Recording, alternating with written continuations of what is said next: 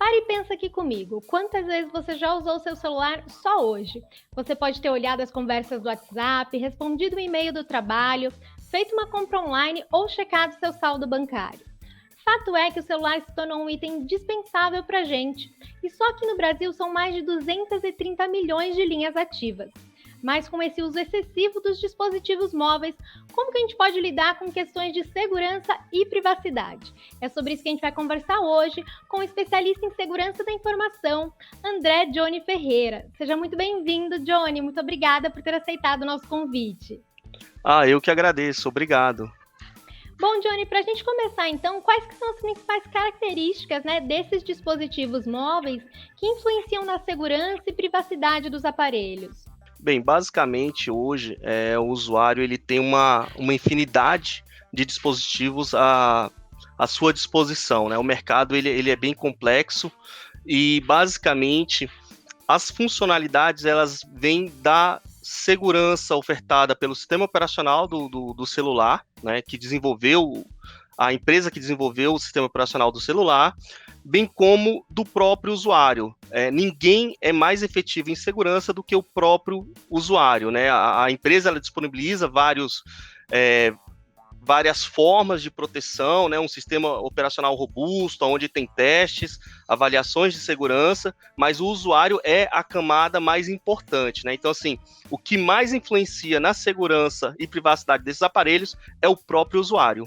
Perfeito, Johnny. E quais que são as principais ameaças e riscos aos quais os dispositivos móveis estão expostos hoje? Tá? Basicamente, hoje nós temos ações maliciosas que vêm de fontes externas, né? Quando eu estou falando fonte externa, são hackers, são empresas que tentam burlar a segurança do aparelho para ter informações privilegiadas.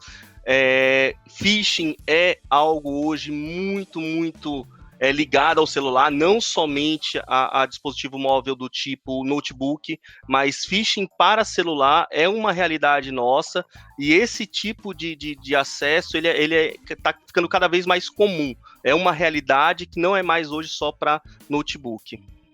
E dentro disso, Johnny, o que é engenharia social? Como que a gente pode identificar algum tipo de ameaça? Poxa, essa pergunta ela é muito bacana, né? Porque recentemente eu tive o contato com uma pessoa que tinha recebido uma ligação para aquele segundo fator de autenticação. Não sei se você conhece aqueles tokens, é muito comum no meio bancário, né? E essa pessoa ela se atentou, porque a ligação, apesar de ser em inglês, a ligação mostrava para a pessoa que, olha, você utilizou o seu dispositivo móvel agora para tentar um acesso. Você reconhece? Caso você não reconheça, por gentileza, entrar em contato com a área de segurança da sua empresa. Então, assim, basicamente, hoje a engenharia social, ela tenta ter o acesso por meio de uma pessoa válida. E as pessoas elas têm que se atentar a determinados detalhes, né? Ainda bem que nesse momento a pessoa entendia um pouco do inglês e ela repassou. Se fosse uma pessoa leiga, ela ficaria vendida, ela não daria atenção e simplesmente iria confirmar. Ao confirmar, ela estaria concedendo acesso a um terceiro a sua conta de e-mail. Então, olha só, nós, né, como eu falei lá no início, nós somos os maiores responsáveis pela nossa privacidade e pela nossa segurança dos dispositivos móveis. E hoje, quais que são as principais estratégias de segurança que estão disponíveis para esses dispositivos, Johnny? Nós temos uma infinidade de soluções, de estratégias, que elas têm que ser utilizadas pelo usuário, né? O usuário tem que usar isso tudo que nos é ofertado pela própria tecnologia móvel, pelos próprios fabricantes de dispositivos móveis, para em seu benefício, né? Então, por exemplo, a primeira coisa fundamental, não destrave, não desbloqueie o seu celular.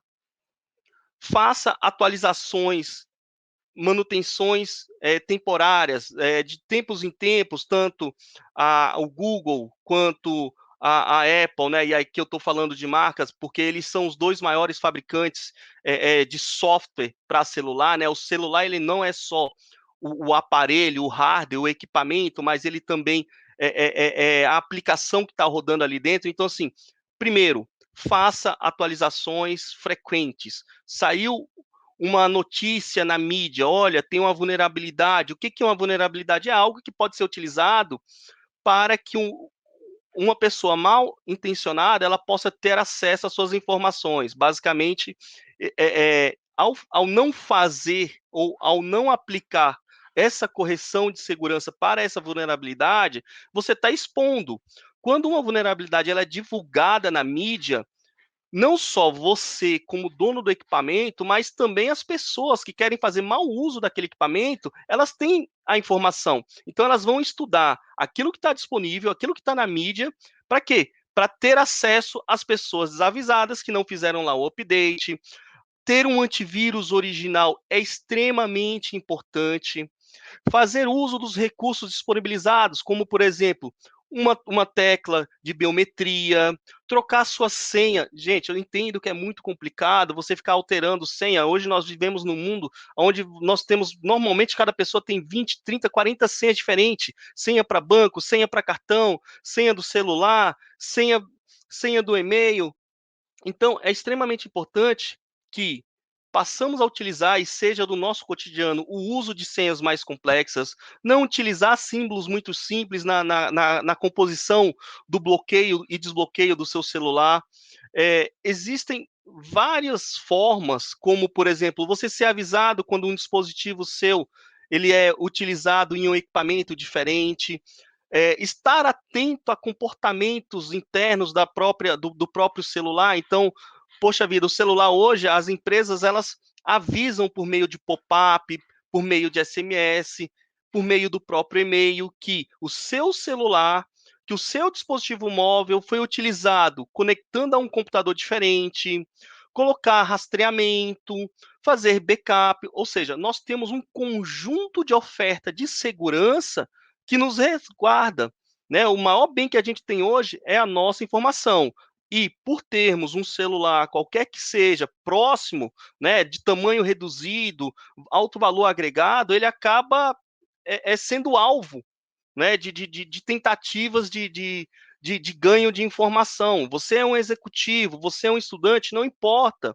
O valor da informação é a mesma. Imagina se você, enquanto estudante, tem um trabalho de TCC que você estava digitando durante o tempo que você estava dentro do ônibus. Isso acontece, é muito comum.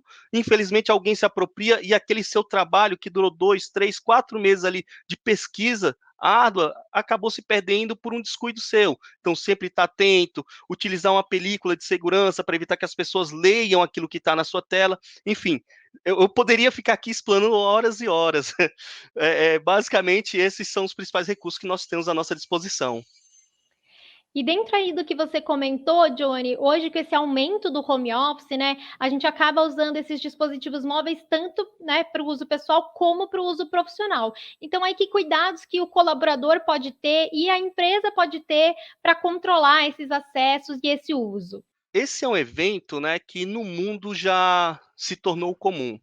Mas quando nós pegamos o início da pandemia, nós tivemos aí algo em torno de 20 a 30 dias para nos prepararmos, né?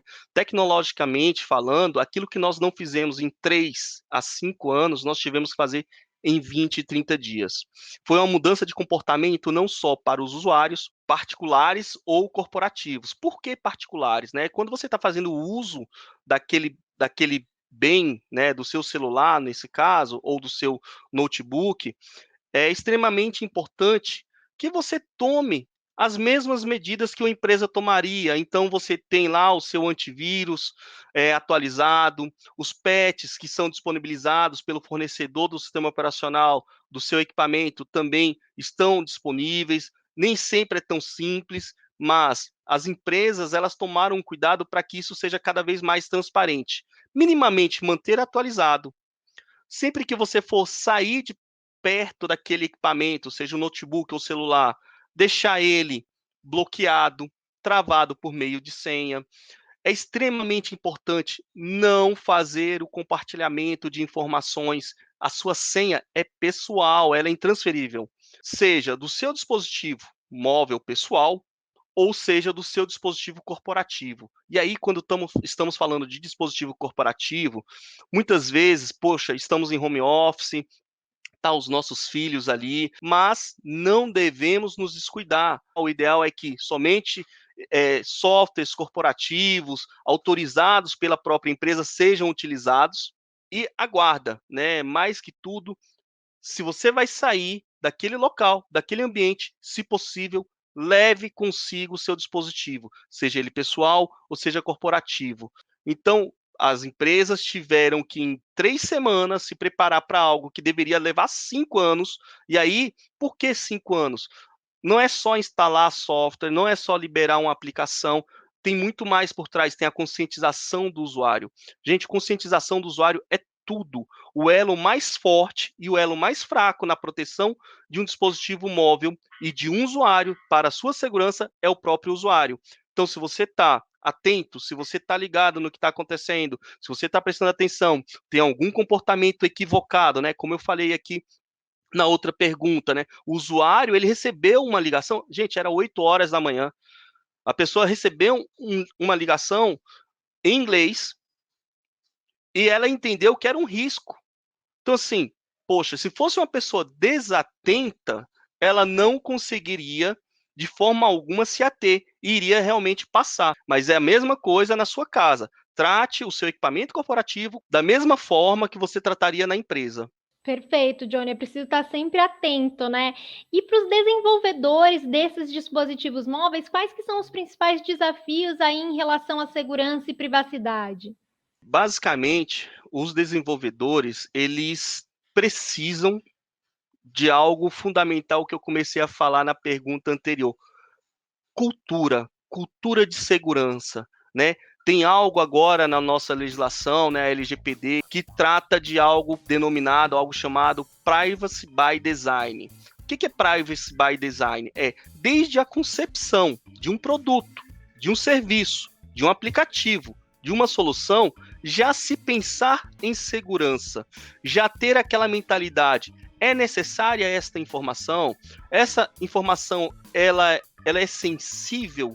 Eu consigo fazer uso de forma indevida? Ou seja, se você só usar as melhores práticas, você enquanto desenvolvedor, utilizar as melhores práticas de desenvolvimento, você vai estar garantindo que a sua aplicação ela esteja minimamente livre de bugs indesejados, de falhas de código ou até de adulteração. Então, para o desenvolvedor seguir as melhores práticas de desenvolvimento, ter em mente Privacy by Design, ou seja, desde a concepção do produto, que determinadas informações, determinados recursos, eles devem obrigatoriamente seguir as práticas do mercado, já possibilitará a blindagem do equipamento, né? A blindagem do software ou da aplicação, fornecendo ao usuário a segurança. Porque por mais que a gente queira ofertar, fornecer um software ou um aplicativo bonito, com design eficiente, extremamente rápido, extremamente veloz, mas se ele não for seguro para o usuário, haverão problemas e o retrabalho é muito maior. Excelente, Johnny. Eu queria agradecer muito por você compartilhar todas essas informações aqui conosco. E para a gente encerrar, eu queria que você deixasse aqui uma dica, um conselho para os nossos futuros profissionais de TI que estão aqui nos acompanhando. Perfeito. Antes de mais nada, eu quero agradecer, mas a principal dica que eu dou aqui hoje é: tanto seja o usuário quanto o desenvolvedor, você que quer vir para o mundo de tecnologia, você que quer vir para o mundo de segurança, o mais importante é seguir as boas práticas de mercado, se atentar às tendências. Enquanto desenvolvendo uma solução ou uma aplicação, você deve ofertar ao seu cliente, ofertar no seu serviço software seguro, software com qualidade e pensar sempre: o usuário é o elo mais fraco de toda a cadeia, mas ele é o seu principal cliente e é por isso que nós estamos aqui. Então, venha para esse mundo de segurança, procure utilizar as boas práticas de desenvolvimento e é isso. Muito obrigada mais uma vez, Johnny. Bom, e aí, vocês estão atentos a todas essas ameaças e defesas dos dispositivos móveis? Eu espero que vocês tenham gostado desse bate-papo e não deixem de se aprofundarem nesse tema. Nós ficamos por aqui, bons estudos e até mais!